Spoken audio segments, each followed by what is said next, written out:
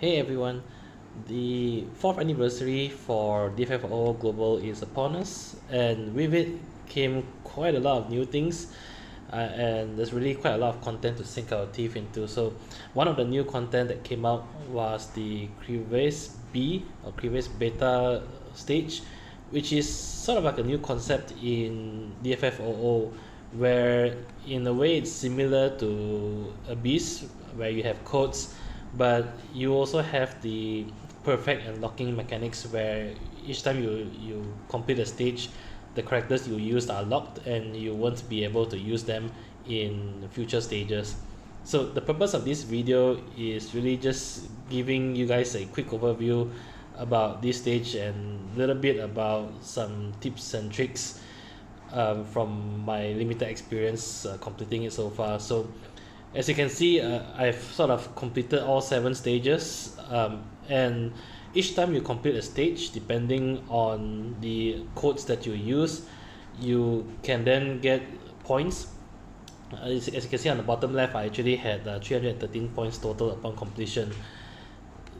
All the rewards coming from here are locked behind the points, so to get all the rewards you want to hit 300 points in total. And one thing that you have to note is that you can't grind for the points, because each time you redo a stage, your new score, so to speak, will just override your old score. Yeah, so what you want to do is to get a total score out of the all 7 stages that adds up to at least 300 to get all the rewards. That being said, it's not too difficult overall, I have to say. And there is quite a lot of leeway. So what I realized is that after completing the first 6 stages, I'm already at 307 points. So as you can see on the final stage, I just had 6 points to make up 313. So you don't really have to, get all the most restrictive codes just to get the highest amount of points. You can actually make do with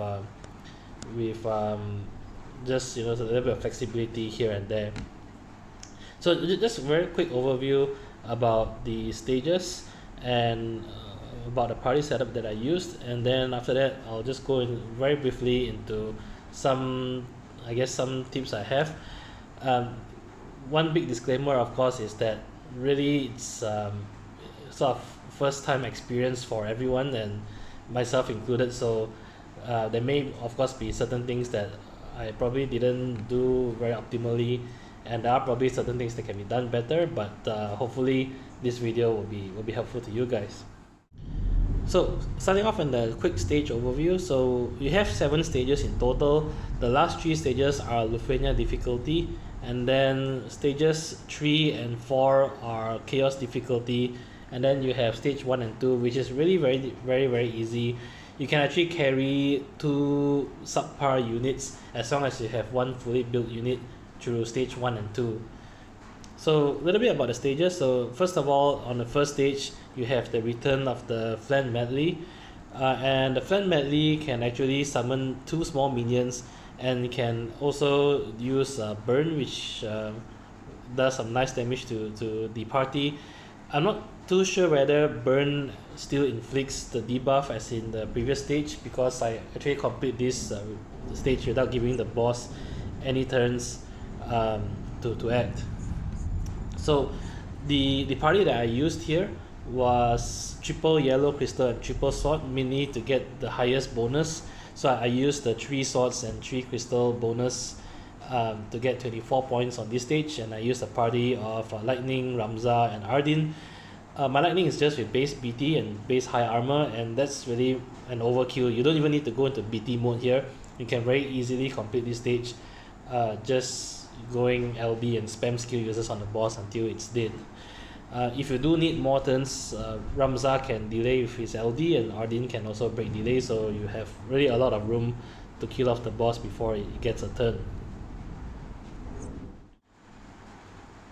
For Crevasse Beta Part 2, you have the return of the 3 ancestors, and usually this fight is designed so that the ancestors have a AoE HP attack called Blaze Breath, and The tricky part is that if you allow them too many turns and you have to eat 3 Blaze Breath in a row, it can hurt quite a lot. Beyond that, it's a pretty straightforward fight, and if you use the right party, you can actually just win also without allowing them to take their turns. And the party here that I use is a triple blue crystal and triple broadsword team, mainly also to maximize on the score. So I use the code for 3 blue crystals and the code for 3 broadswords to complete this. So it was pretty easy because I went into BT mode with Exdeath, and which allows me to have HP poison every time I take an action, and that's where Vayne comes in. So the Vayne can very easily take multiple actions in a row, which takes Exdeath's HP poison. So and really Ashe is there for support, but she's also the same crystal type and weapon user as the others. So with this party setup, you can very easily win without the bosses taking a turn as well. One disclaimer about all the call units that I used. Don't rely on the call units that you see here. I did change some of my call units when I enter co-op, so this may not be the right call units that I use in the fight. But the call units, at least for the non-Lufenia stages, are pretty flexible. You can just use any call unit that you want, and you'll still be able to win with a lot of leeway anyway. So stage 3 is quest level 200, which is Lufenia difficulty, and starting from here you also have to start dealing with the Lufenia orb, and from this point onwards, what I would highly recommend is to always try to use one of the restrictions for one of the codes for the Lufenia orb, because any code that you use gives you a whopping 20 points, which is further augmented by the multiplier at the end of the fight. So if you use at least one Lufenia code for all 5 stages from this point onwards, you do rack up quite a lot of points that way.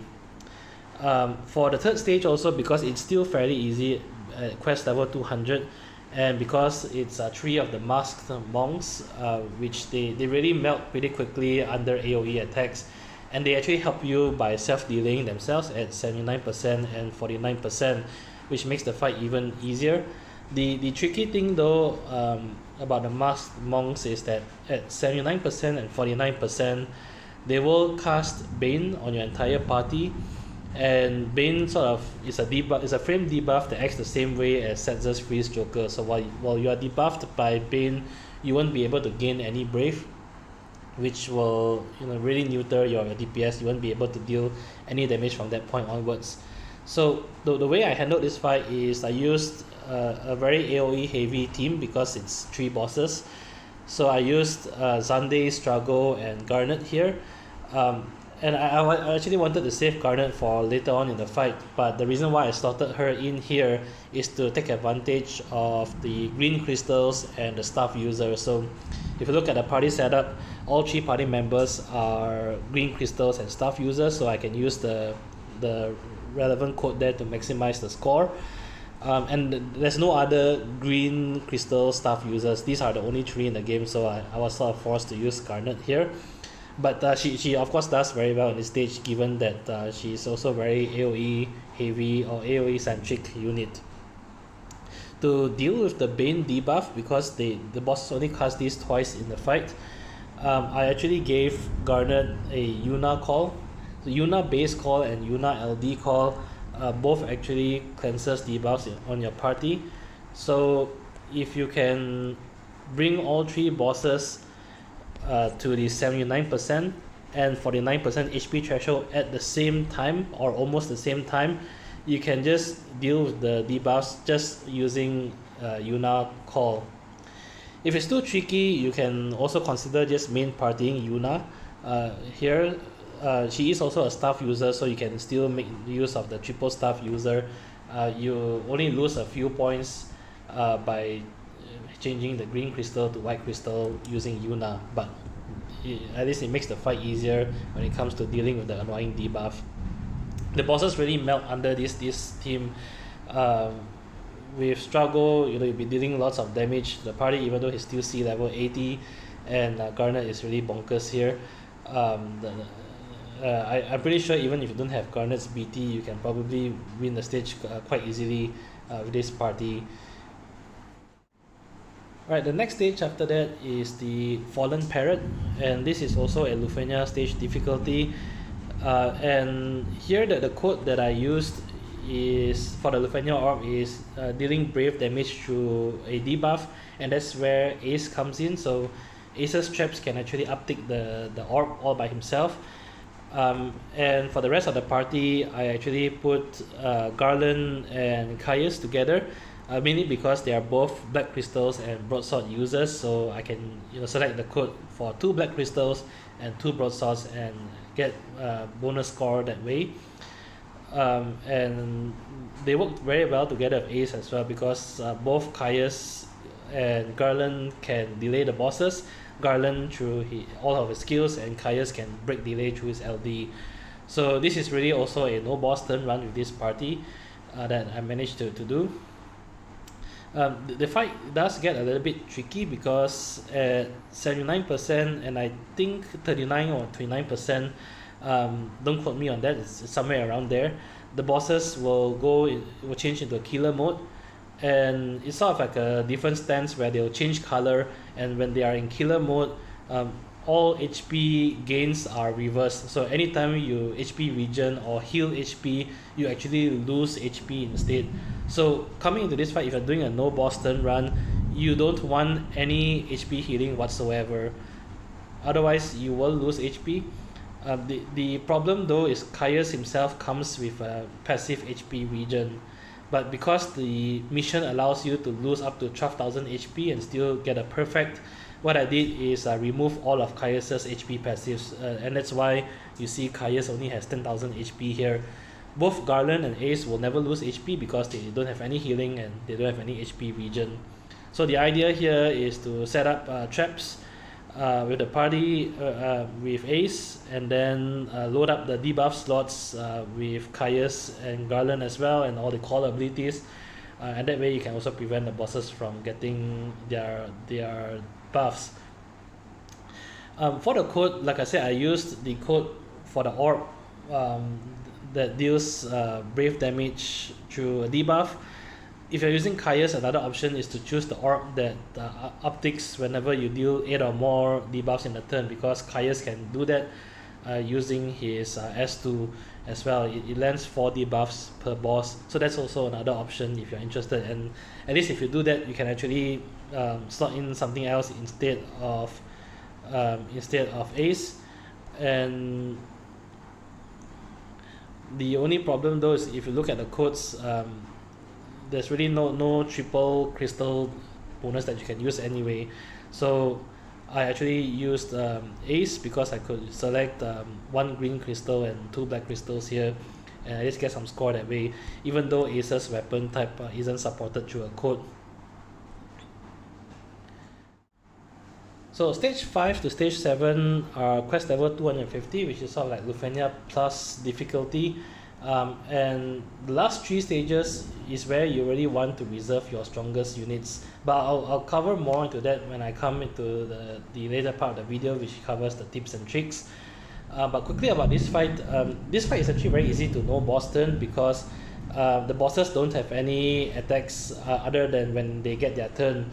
So if you can do turn hoggers or delayers here, you can just focus on the main CPU in the middle and kill it off pretty quickly. And for that reason, I used the party of Terra, Noctis, and Cloud of Darkness. The idea here is, and my Noctis also has the ultimate weapon equipped, but the idea here is very simple. I used the code that upticks brave damage whenever you deal either lightning or water brave damage, and that's very easy to achieve because I have a Kral LD call on Cloud of Darkness. If you don't have Kral LD call, other Thunder enchanters can work as well, such as Ashe, but Kral is actually best here because she also has the greater brave damage up boost, which boosts brave damage by 50% when you're hitting for elemental weakness damage, which you will be doing for the entire fight. So that handles the orb because you'll be getting 2 follow-up attacks every turn with Noctis and Cloud of Darkness, so you will actually +3 the orb every turn anyway, so the orb will never go down to 0 with this party setup. Over here, the idea is that at the start I use Noctis to apply warp step, and if you look at the mission here, I complete the stage in 1 turn because warp step is the only turn that you take here. Once that's done, I have Cloud of Darkness go into her BT plus, then I have Noctis go into his BT plus, and then I have Terra go into her BT mode, and then thereafter I just go LD Meteor spam on the boss. Each meteor will hit for full damage because the minions will be giving you brave damage as well, and each meteor will also trigger a follow-up attack from Cloud of Darkness and Noctis as well, so the boss will die pretty quickly from this, and you'll be able to finish the fight within less than 5 turns. I guess that the only thing here is that you do have to try to choose the codes that best corresponds to this. But if you've made it this far and you have somewhat of a similar party, you should be able to maximize the score. At this point onwards, the biggest contributor to score is actually the Lufenia orb restriction code, because that gives a score of 20, and the last 3 levels also has a multiplier at the end. So choosing a code from here gives you the biggest benefit to meeting the 300 point total needed. So for stage 6, you have the return of the Swarmfly and the 2 minions. And here is also another really easy stage because the bosses won't be able to act unless it gets a turn. So for this stage, I just use the code that requires you to, that requires you to break the target, which gives you a +4 whenever you break the target. Now, the party that I used here is the classic team ABC, so which is Afmao, Bards, and Seed Rains. None of them actually has rebreaks in their kit, so the only way I uptick the orb is by naturally breaking the boss whenever it's brave refunds. But because the boss has an orb count of 15 and each time you break the boss it's a +4, you can actually make do that way, because midway through, you'll be going BT mode with Bards and you'll pause the orb that way, and then later on in the fight you can pop summon and pause the orb that way as well. I used the summon of Pandemonium here, so don't mind the summon that I set there. But this party really makes the fight a joke. All you have to do is go to BT Aura with Bards, go into 3 stacks, and then alternate turns between Afmao and Seed Rains, focusing on the boss. The minions have very little HP and they'll die pretty quickly just through splash damage alone. And just by breaking the boss naturally, the orb shouldn't be an issue that way. And I guess the only thing is maybe try to save summon for when the orb gets a little bit low, but in my run I never had any issues, and I completed with 6 turns here because Afmao gives a lot of free turns. So for stage 7, this is a pretty tricky fight because this is the Superior Knight fight, which originally came from Arania's event. The problem with this fight is that the bosses are extremely tanky. I mean, I actually had Jack call, and I had Kurasame and Kai's LD call, and near the end of the fight, when the bosses are below 49% HP, even my Machina was hitting for 1 brave damage. But it still isn't much of an issue because you primarily be doing launch damage on this fight, which is where Selfie comes in. And again, don't mind the summon, I was actually using Pandemonium summon here. What you do need to do when it comes to this stage is to actually allow boss A to get 1 turn before it reaches 79% HP, because when the bosses hit 79% HP, they will actually use this attack here. Let me see, where is it? Here, they will use energy charge at 79% HP. So normally energy charge will battery themselves to max brave, and they will become resistant to break unless you deal crit damage to them. The problem though is that when they use energy charge, if boss A hasn't acted yet and hasn't used Phalanx, they will also get a 200% HP damage resistance, which really will kill your run. You'll be doing next to 0 HP damage, if any at all. So the way that I approach this fight is to allow both bosses to actually get one turn at the start while I set up my BT pluses, BT auras, and call abilities. And once boss AE has used Phalanx, then I just go nuts with Selfie LD to launch, and then Machina into his BT mode, dealing lots of damage that way. Again, I'll be uploading a video for the last 3 stages later on as well, so you can check it out if you're interested to see how it worked out. That being said, because the bosses are extremely tanky, because this is really just a one boss turn run, it did take me quite a number of turns here. So it says 7 turns here, but that's because I completed the stage earlier using Garnet. But because I redid the earlier stage using Garnet, and I replaced her with twins here, it actually became like a turn 20 something run overall, because I was really struggling near the end, but still managed to squeeze it through. And the good thing though is that here, because I actually only had, if you look at the main screen here, I only had 6 points total, and I didn't really need any points at the end because I was comfortably sitting at 307 after stage number 6. So and there weren't a lot of codes that I could use by this point, so I just did the 1 white crystal for 3 points, and it got multiplied by 2 at the end. So I actually used the boss's natural Lufenia orb, which requires you to inflict break, which is very easy to achieve with this party anyway, and that landed me the win. So in the last section of the video, just a little bit about tips and tricks coming from my experience so far playing this event. So overall there's 7 stages, so you want to have 21 or so fairly built units. Of course, for the first 2 stages you can make do with some subpar units and just have one good unit, so maybe a little bit less than 21, but try to look through your roster and find sort of like your best 21 units that you have. Once that's done, you actually want to look at stages 5, 6, and 7 first, because they are the most difficult and actually has the biggest multiplier at ×2, so they actually give you the most points. What you want to do is actually look at the available Lufenia orb codes and plan your codes for the last 3 stages accordingly, that you can actually fulfill with your party while you still can counter the boss mechanics as well. So pick a party that can counter the boss and at least one of the orb codes here. Once you've done that, just pick the corresponding crystal and weapon type code from the selection here that corresponds with your party. Don't be too fast if you don't complete here, because even if you pick a slightly lower code from here, you should still be able to very easily make the score requirement at the end, because the majority of our points actually come from the Lufenia orb contribution, which gives you 20 points total. So just doing the last 3 there with the Lufenia orb codes will give you 40 points each for 120 points, and you'll probably get 20 to 30 points, or I guess 10 to 20 points extra on top of that from the crystal and weapon codes as well. So in short, don't focus too much on the weapon and crystal codes there. Just pick ones that complement the party that you've planned.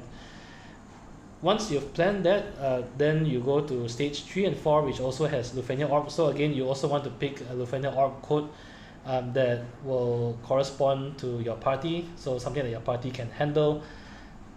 Here is where you might want to see whether you can actually pick the biggest multiplier as well. So if you have 3 same crystal characters or 3 same weapon types that you can pick, it's actually best to use them in stage 3 and 4, because you get a 1.5 multiplier, which adds up to quite a lot. And that was the reason why I used a party of Caius, Garland, and Ace for 1, and Garnet, Xande, and Strago for the other. If you don't have it, then try to pick the ×2 crystal or ×2 weapon types. At least the bonus there is still fairly large, and you'll be able to get a lot of score that way when you combine them with the Lufenia orb restrictions. The first 2 stages is where you put your remaining strong characters that you have and any throwaway characters. If you can, try to pick codes that give you the biggest bonus here, but do take note that for the first 2 stages there's no Lufenia orb, so you don't have the 20 points there, and the multiplier is only 1. So if you can, if you can't, I don't think you lose a lot that way. You lose a lot of score that way, but try to do a quick estimation of the score that you'll get. There is really a lot of leeway, because as you can see, by the time I finish the first 6 stages, I've already met the 300 score requirement. So you don't really need to restrict yourself to the biggest or most restrictive codes if you don't have the right units for that. But obviously, if you can squeeze in some, especially for the middle difficulty stages, it helps a lot to meet the 300 score requirement that way.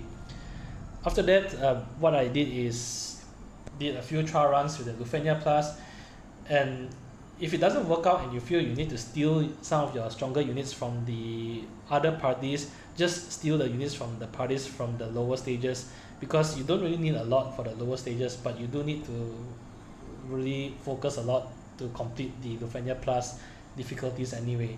And you can just readjust your lower level party members accordingly once you've completed the Lufenia Plus stages accordingly as well.